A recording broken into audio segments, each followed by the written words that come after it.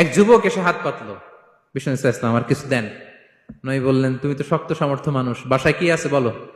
সে বলে, আমার বাড়িতে একটা পানি খাওয়ার জগ আছে আর একটা চাদর আছে। বিষ্ণু ইসলাম বললেন, নিয়ে আস। সে নিয়ে আস।